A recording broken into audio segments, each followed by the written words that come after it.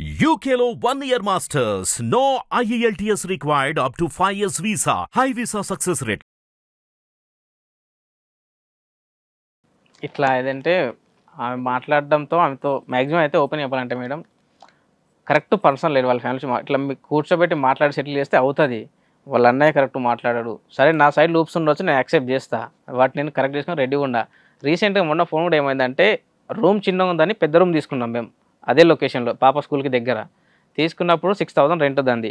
నేను చెప్పినా నాకు ఎలాగో వాడు ఇప్పుడు మా ఓనర్ శాలరీ ఇవ్వలేదని వాడు కార్ లాక్కెళ్ళి నా దగ్గర పెట్టుకున్నా. వాడు అమౌంట్ మండే ఇస్తా అన్నాడు. అమౌంట్ వచ్చే టైంలో వీళ్ళ మమ్మీ ఏం చేసి అంటే నేను గచ్చిబాల్ నుంచి డ్యూటీకి వెళ్ళి ఇంటికి వెళ్ళిపోయినా చేవళ్ళకి. జస్ట్ ఓనర్ శాలరీ ఇవ్వకపోతే కార్ తీసుకెళ్తావా నువ్వు?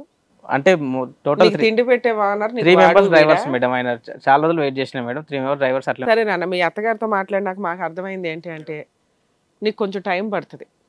ఇప్పటికిప్పుడు ప్రాబ్లం సాల్వ్ అయిపోవడం అయితే జరిగే పని కాదు. నీకైతే ఒక నమ్మకం ఉంది కదా, నా భార్య కొంచెం కౌన్సిలింగ్ ఇస్తే కౌన్సిలింగ్ ఆడ వెళ్ళమంటే రాలేదు మేడం. 6 months నువ్వు వాళ్ళని వదిలే, నువ్వు జాబ్ చూసుకొని నీ కాళ్ళ మీద నువ్వు నిలబడి నీ అప్పులు తీర్చుకున్నాక మాట్లాడు. మళ్ళీ ఈసారి మేము ఆ అమ్మాయిని పిలిపించి కూర్చోపెట్టి మాట్లాడతాం. ఈసారి నెక్స్ట్ 2 ఆప్షన్స్. ఇప్పటికిప్పుడు నువ్వు లాయర్ని పెట్టుకుని డైవర్స్ పేపర్స్ పంపించిన వాళ్ళ సంతకం పెట్టేస్తారు. నువ్వు ఇంకొక అమ్మాయిని చేసుకోవడానికి పూర్తి లైసెన్సులు ఉన్నాయి మీకు. దానికి ఓకే అన్నా కూడా మాట్లాడవచ్చు. అన్ని రోజులు నేను ఇన్ని రోజులు ఉండలేక కాదు మేడం, కలుద్దామని చెప్పేసి నేను ఇంత దూరం వచ్చిన. నీ ఇష్టమేనా? ఒకటి నోరు మూసుకొని ఇంట్లో పడి ఉండాలా, నేను అక్కడ ఉంటాంటే 2 సంపాదించన్నా ఉండాలి. ఈ 2 లేకుండా నేను మగాడిని కాబట్టి నన్ను పోషించండి, నేను రూపాయి పెట్టను అని ఇష్టం వచ్చినట్టు బూతులు తిడితే పడడానికి ఇక్కడ ఎక్కడా లేరు. మీరు జస్ట్ ఆమె అన్నదే వింటారు. ఆమె తిన్న అసలు ఆవిడతో బూతులు అంటే మేడం ఆమె తిట్టినవి కూడా రికన్స్ అవుతున్నాయి. నువ్వు ఇన్ని పనులు చేసావు అంటే నువ్వు ఏ పని చేయలేదు. ఎందుకంటే 1-2 months కి ఎక్కడ శాలరీస్ రావు. నువ్వు ఆల్రెడీ ఇన్ని సార్లు ఇన్ని జాబ్స్ చేసావంటే. మ్యారేజ్ అయిన కొత్తలోనే 2 వర్కులు చేంజ్ చేసిన. నేను 6 years ఒకటే స్టోర్ లో స్టార్టింగ్ లో చేసావు, కానీ 6 years లో నువ్వు చేసిన పనుల కంటే నీకున్న అప్పులు ఎక్కువ, నువ్వు తీసుకున్న బాధ్యతల కంటే నువ్వు పెట్టిన హెరాస్మెంట్ ఎక్కువ. సో దీనివల్ల భర్త వద్దు గోంగూర వద్దు అని పక్కన పడేసి వాళ్ళు వెక్స్ అయిపోయి ఉన్నారు. నువ్వంటే నీకు ఇందా నుంచి నేను అదే చెప్తున్నా, వాళ్ళు ఆల్రెడీ వెక్స్ అయిపోయి ఉన్నారు నాన్న. నీకు ఇప్పటికిప్పుడు ప్రాబ్లం సాల్వ్ అవ్వదు. నువ్వు ఎంత ఫాస్ట్గా చేస్తే అంత రియాక్షన్ రివర్స్లో వస్తూ ఉంటుంది. ఒకటి పిల్లల బాధ్యత లేదు నీకు, ఇప్పటికిప్పుడు ఏదో ఫోన్ ఇచ్చేస్తేనే ఇంకోటి ఇస్తేనో జాబ్ వచ్చి శాలరీ ఇచ్చేయడం రాదు. ఎందుకంటే నీకు అప్పులు ఉన్నాయి, బాధ్యతలు ఉన్నాయి, నీకు ఏమీ గడవట్లేదు. కాబట్టి మీ అమ్మ నాన్న కూడా పోతే పో మీ ఆవిడ దగ్గరికి లేకపోతే రోడ్డు మీద పడి ఉండంటేనే నువ్వు ఇక్కడికి వచ్చి మాట్లాడుతున్నట్టు లెక్క. లేదు మీ అమ్మ నాన్న దగ్గరికి వెళ్ళి 6 months టైం తీసుకొని అప్పులన్నీ తీసుకొని నువ్వు డబ్బు సంపాదించినాక మాతో మాట్లాడు. మేడం ఈ పని నేను 6 months నుంచి చేస్తున్నానండి, ఇదిగోండి 20,000 దాచాను అని చెప్పి మీ ఆవిడతో మాట్లాడుతున్నా. నాతో సెక్యూర్ అమౌంట్ అని కాదు మేడం, అమౌంట్ నేను చేస్తున్నా, పే చేసుకుంటున్నా, ఈఎంఐస్ అవి నేను కట్టుకుంటున్నా. ఇప్పుడు అవి కట్టగా నీ దగ్గర ఒక 20,000 ఉన్నాయంటే మాట్లాడదాం. 20,000 మినిమం లేకుండా నేను ఎందుకు ఉంటాను మేడం? పిల్లలు నా 10-15,000 లేకుండా ఆల్రెడీ నేను మొన్న రీసెంట్ గా మాట్లాడి పిల్లలు స్కూల్ స్టార్ట్ అవుతున్నాయి.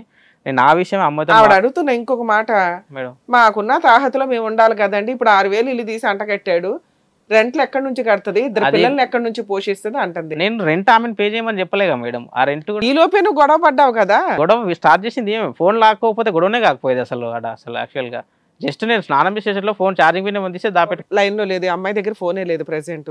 సో ఆ అమ్మాయితో మాట్లాడడం అవ్వదు. మాకున్న సీనియారిటీ ప్రకారం మేము చెప్పేది ఏంటంటే ఇప్పటికిప్పుడు నీ ప్రాబ్లం సాల్వ్ అవ్వదు, కొంచెం హీట్ మూమెంట్లలోనే ఉన్నాయి. మీ అత్తగారు ఆల్రెడీ విడగొట్టడానికే రెడీగా ఉన్నట్టు లెక్క. ఆవిడ అడుగుతున్న పాయింట్లు ఏంటంటే ఆయన కరెక్ట్ గా జాబ్ చేసుకొని మాకు చూపించమనండి, కలుపుతాం, లేదా ఇప్పటికిప్పుడు విడాకుల పేపర్లు తెచ్చినా మేము విడాకులు ఇస్తాం అంటున్నారు. 2 ఆప్షన్స్ నీకు ఉన్నాయి, ఏదన్నా వాడుకో. నువ్వు ఏ రకంగా చూసినా నువ్వే అదృష్టవంతుడు. సో అంటే నువ్వు ఉంటే ఫ్యామిలీతో ఉండాలి, అంటే సపరేట్ దూరంగా వెళ్ళిపోయి ఉండాలి, అది ఫిక్స్ అయిపోయింది. దూరంగా వెళ్ళమనే చెప్తున్నా. మీ ఆవిడని తీసుకొచ్చి బలవంతంగా ఆవిడ బొమ్మ ఏంటి నీకు అంట కట్టడం, సింగిల్ గా ఉండలేనంటావేంటి? మా ఇదేదో మా అక్కడ ఉండడానికి నువ్వు కాపురాలు ఉండద్దు, వాళ్ళు రానివ్వరు. నువ్వు ఫోర్స్ఫుల్ గా వెళ్తే ఇప్పుడు కంప్లైంట్ ఇస్తారు. నువ్వు మారకుండా వెళ్తానంటున్నావు చూడు, నీకు ఎంత ఇది ఉంటే మాట్లాడుతున్నావు. వాళ్ళు కండిషన్ పెట్టారు, ఒక 1-2 months నువ్వు డబ్బు సంపాదించి చూపించవయ్యా అంటే నేను ఉండలేనండి సింగిల్ గా అంటావేంటి? డబ్బులు వాళ్ళకి నేను స్కూల్ కూడా నేను తీసుకెళ్తాను అవన్నీ. అదే నువ్వు ఎవరివయ్యా తీసుకెళ్ళటానికి? వాళ్ళు ఒక 2-3 months టైం అడుగుతున్నారు. నువ్వు ఆ 2-3 months విడిగా ఉంటావా? ఉండవా? ఉండను అంటే ఊరేగు, మేమేం చేయలేము ఈ కేసులో. ఏమీ లేదు ఇందులో. మరి ఆ అబ్బాయి మొండిగా మీరు కలిపేయాలండి అంటే ఆ పిల్ల ఆల్రెడీ ఫోన్ కలవట్లే. 2 వాళ్ళు క్లియర్ గా వాళ్ళు చెప్పడానికి ముందే మాకు క్లారిటీ ఉంది. మీరు కాస్త ఓపిక పెట్టుకోవాల్సిందే తప్ప బలవంతంగా మిమ్మల్ని తీసుకెళ్ళి ఆ ఇంట్లో కూర్చోబెట్టడం కుదరదు. ఆ అమ్మాయి ఇన్వైట్ చేయకుండా ఆ అమ్మాయి ఇప్పుడప్పుడే ఇన్వైట్ చేయదు. అసలు వాళ్ళు విడాకులే ఇస్తామంటున్నారు. ఇవ్వను అంటే మనం కష్టపడాలి, ఇస్తుంటే తీసుకోవాలి, వెళ్ళిపోవాలి అంతే. నువ్వు అవసరం లేదు చీపో అంటున్నారు వాళ్ళ పక్కన. ఆల్టర్నేట్ చెప్తుంది కదా, పని చేసుకుని రమ్మనండి, పని చేసుకుంటుంటే 3 ఆప్షన్స్ వాళ్ళే చెప్తున్నారు. 3 రెడీగా ఉండక నేను పట్టుకునేది ఒకటి అంటే నేను నేను సింగిల్ గా ఉండలేకపోతున్నానండి అంటాడేంటి. ఇది మరి విడ్డూరంగా ఉంది అంటానికి. చేసుకుని కాపురం నాశనం చేసుకుని వచ్చింది నువ్వు. ఎవరు మంచి ఎవరు చేయడని మేము ఈ స్టేజ్ మీద చెప్పగలుగుతాం. ఆ అమ్మాయి కూడా ఉంటే కలపడానికి ట్రై చేస్తాం. ఇక్కడ ఆ అమ్మాయి మనకు దొరకలే. నెక్స్ట్ వాళ్ళ అమ్మ ఒక ఆప్షన్ ఇస్తుంది, అప్పులు తీర్చుకొని రమ్మానండి మాట్లాడతాం అని. 2 విడాకులు కావాలన్నా ఇచ్చి పడేస్తామండి అని. 2ది ఇవ్వను అంటే నేను మాట్లాడాలి. నువ్వు అప్పులు తీర్చుకోండి, నీకెందుకమ్మా అయితే విడాకులు ఇవ్వని ఆ ఆఫర్ ఇచ్చేసింది. ఈ 2 తీసుకోకుండా నువ్వు బాధ్యత లేకుండా ఉంటానంటున్నావు, విడాకులు ఇవ్వవు, కానీ నాకు భార్య కావాలంటున్నావు. బాధ్యత ప్రూవ్ చేసుకుని రా మాట్లాడతావు. లేదా నువ్వు పోలీస్ స్టేషన్కి వెళ్ళి కూర్చొని ఉన్నా కానీ మీ ప్రొసీడింగ్స్ అవుతాయి. లేదు మేడం నాకు ఇప్పుడు తేలిపోవాలి ఏదన్నా కానీ అంటే మీ అడ్వకేట్ దగ్గరికి వెళ్ళి లాయర్ ద్వారా నోటీస్ పంపించండి. ఇంకో 3 years అయినా కూడా ఆ అమ్మాయి డైవర్స్ ఇవ్వను అంటే మీరు డైవర్స్ కేసు వేసుకోవాలా, లేకపోతే కాపురానికి రమ్మని నోటీస్ ఇచ్చుకోవాలి, కేసు వేసుకోవాలి తప్ప బలవంతంగా అమ్మాయి దగ్గరికి వెళ్ళి కూర్చోవడం కుదరదు. ఒక్కసారి లీగాలిటీ దిగారు అంటే ఎట్లాగో ఇది డైవర్స్కే వెళ్తుంది. ఈలోపు నువ్వు ప్రయత్నించుకోవాలి. ఎలా అయినా నా పిల్లల కోసం నేను ప్రయత్నించాలి అంటే ఇంత అరగెన్సీ, ఎంత పొగరో పనికిరాదు. పని చేసుకో, సంపాదించు, వెళ్ళు, బతులాడు, అమ్మాయి యాక్సెప్ట్ చేస్తుంది. ఎందుకంటే మీ ఇద్దరు లవర్స్. ఇందులో 3వ వ్యక్తి అవసరం. అలా అమ్మో, రమ్య గారు, పోలీసులు అవసరంలా. అర్థమవుతుంది. ఆల్ ది బెస్ట్ నాన్న, జాగ్రత్త. సార్ ఈ కేసు మనం వింటే మొత్తంగా అంటే వాళ్ళ అత్తగారితో మాట్లాడడానికి ముందే మనకి సీన్ అర్థమవుతుంది. అబ్బాయి ఇర్రెస్పాన్సిబుల్, సరిగ్గా పని చేయడం. ఆవిడ చదువుకుందో చదువుకోలేదో కానీ మాట్లాడిన విధానంలో చాలా పర్ఫెక్ట్గా మాట్లాడింది. కొన్ని పాయింట్లు మాకు ఏమవుతాడని అమ్మాయి కావాలని వెళ్ళి పెళ్లి చేసుకున్న అమ్మాయి కనీసం అబ్బాయి ఏ రోజు కూడా ప్రాపర్గా తిండి పెట్టింది లేదు, పిల్లల్ని పట్టించుకున్నది లేదు, మా కూతుర్ని పట్టించుకున్నది లేదు.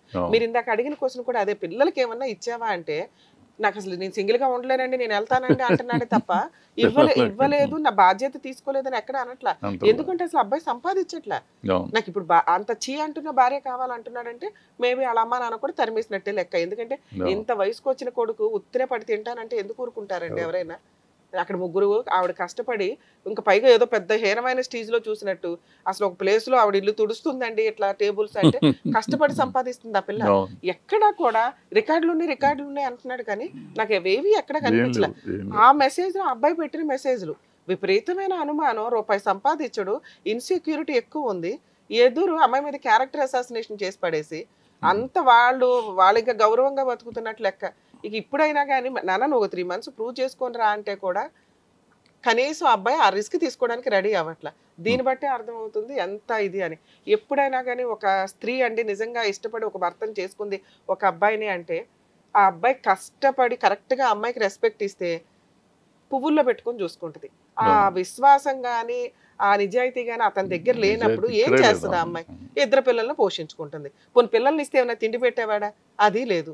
అసలు వీడికే తిండి దొరకట్లే. ఇప్పుడు ఆ అమ్మాయి ఏదో పెట్టబోద్దా అని రెంట్ నేను కడతానండి అన్నాడు. వెళ్ళిన 2 daysలో గొడవ పెట్టుకున్నాడు.